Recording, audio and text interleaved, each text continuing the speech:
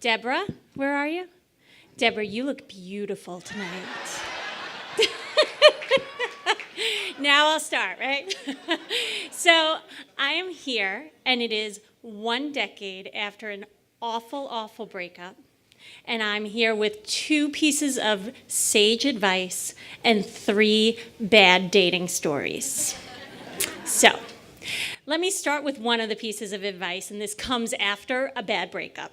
I dated this guy, and he basically implied to me after he was on the phone with his work associate that he was very pissed off and that he was going to put a hit out on the person who had pissed him off. Now, you don't all know me, but I'm a pretty, people say, peace, love, Miss Connolly. I'm a teacher, I'm a pretty easygoing gal here. So that was kind of scary to hear for me.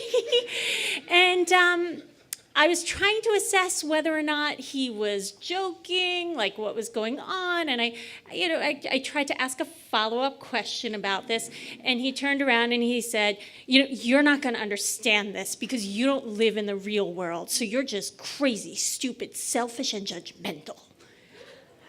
And I was in shock, right? And I was in the Hamptons, and it was 2 hours to get home, even when I wanted to get away from this, but I did. I just fled. So, P.S., he started calling me after that, because what else do you do when you find a girl as fabulous as the crazy, stupid, selfish, and judgmental girl? You call her. So my first piece of advice is to do this. It was the best thing I ever did for myself. I programmed his number in my phone. I took his name out, and instead I wrote, crazy, stupid, selfish, and judgmental. So whenever he called me, those words flashed in my face, and I never, ever picked up. Yeah, so that's one piece of advice of my 2. Now I have 3 quick stories I want to tell you about what dating looks like for me, and each one has a significant title. So my first one is called The Blue Dot. So I am thinking I am never going to find someone. I was living in Manhattan at the time. I'm walking down the streets of Manhattan, and I had that amazing moment where you pass somebody and they pass you and your eyes meet and maybe, and right? And we both kind of turned back because we passed each other.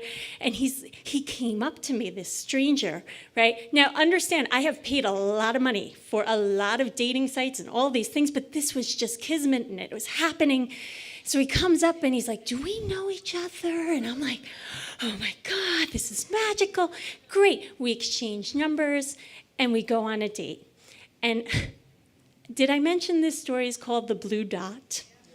Okay, so we go on this date and we're sitting together and he's a nice enough guy, but I just can't stop looking because he has a blue dot right here.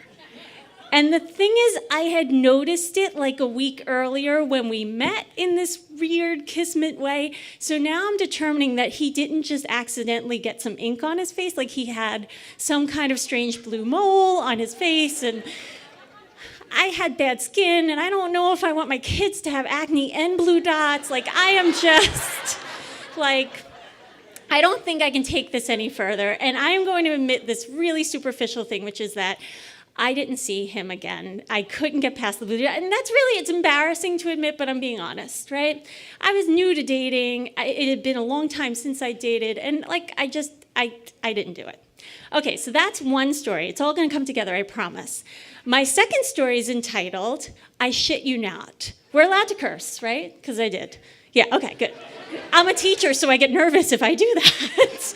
Okay, so it's called that because I'm on a second date with this guy, and things have been going pretty well. And we started to tell, how you get comfortable and you start telling silly, embarrassing stories. So I tell some silly, embarrassing story, and this is how he counters it. He goes, oh, well, I was on this date with this girl 6 months ago, which is fine. We knew we had history, before this.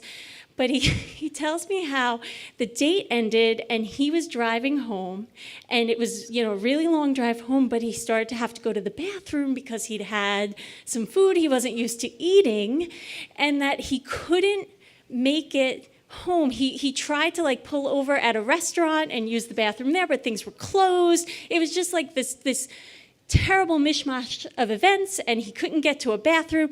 So he got to his apartment, which was on the second floor of a house.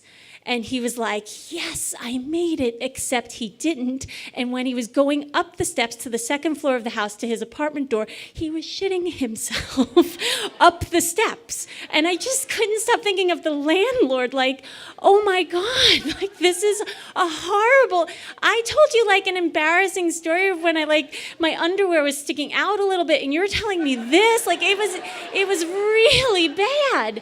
So the thing about this guy is he also really liked to say cheers. Like when you had that awkward silence, which admittedly we had, he would be like, cheers, like to everything. Like, I'm not kidding. I took him to Magnolia Bakery, like where they have the great cupcakes.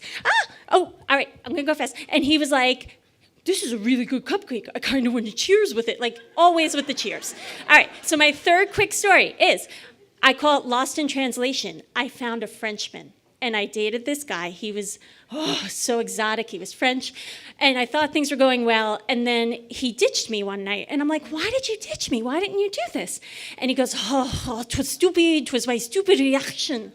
And I thought he said it was my stupid erection. And I'm like, are you fucking kidding me? Yeah. Okay.